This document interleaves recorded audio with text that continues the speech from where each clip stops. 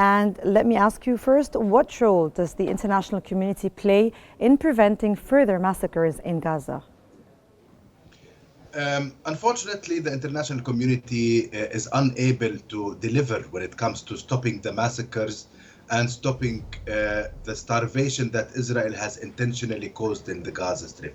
Yes, there has been a number of important initiatives over the past few months. First, the South Africa versus Israel case in the International Court of Justice was a very important step, especially that South Africa managed to get the court to decide on provisional measures, and the court indeed decided provisional measures that Israel has not respected until today.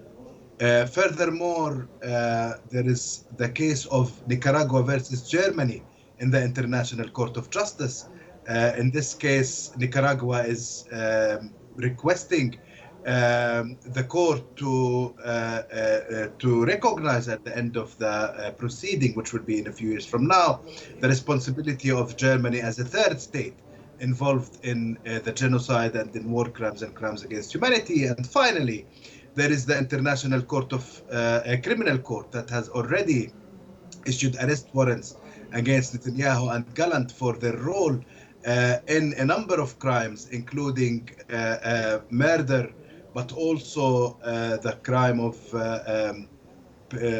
using starving people as a method of war. All of these important. Yes. Dr. Munir, let me also move to another thing. Is how do you think the use of internationally banned weapons in Gaza impact the global law? This is actually a very important topic to consider. On the one hand, there are a number of weapons that are banned and that should not be allowed to be used, especially in civilian areas, especially if they cause mass destruction within the areas that in which they are used.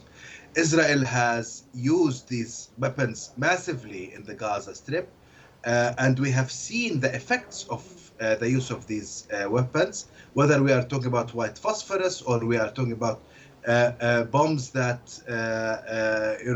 that are over 1,000 kilograms per head. These types of weapons should not be used in civilian areas. Now, obviously, they are forbidden. They are a violation of international humanitarian law, which regulates the methods of warfare and prohibit the targeting of civilians.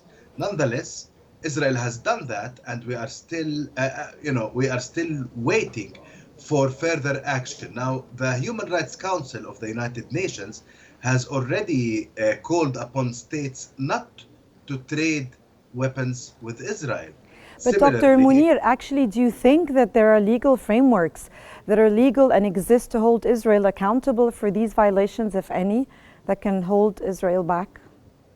Yeah, certainly. I believe while it is important to remember that this framework has not managed to stop the genocide, nonetheless, it's important to notice that so far there have been the wall of impunity that has been built around Israel has been actually cracked and is being cracked furthermore as time goes by. When you see the International Criminal Court finally, after decades, decided to indict and send arrest warrants against Netanyahu and Gallant, this is actually a huge step for this international court. Now, the problem is that we have an enforcement gap, and the enforcement doesn't come from the courts themselves or from the UN itself. It comes from individual states. Since the Security Council will not take an action, and this is as a result of the US use of veto all the time, quite repeatedly since the beginning of this genocide, yes. It has used it. So we have to stop hoping of any concrete action by the Security Council and focus on individual states. Each individual state has to sanction Israel immediately.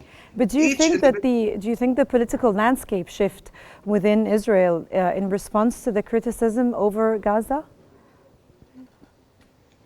I don't think it has.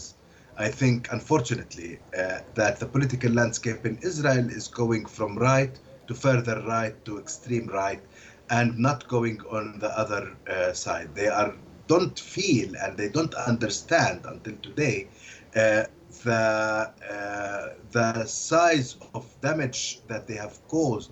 The Israeli media, unfortunately, keeps telling the Israeli population that they are only victims, they deny all the crimes, or at least they justify them.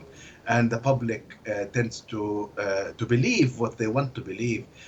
Unfortunately, until today, there hasn't been a shift.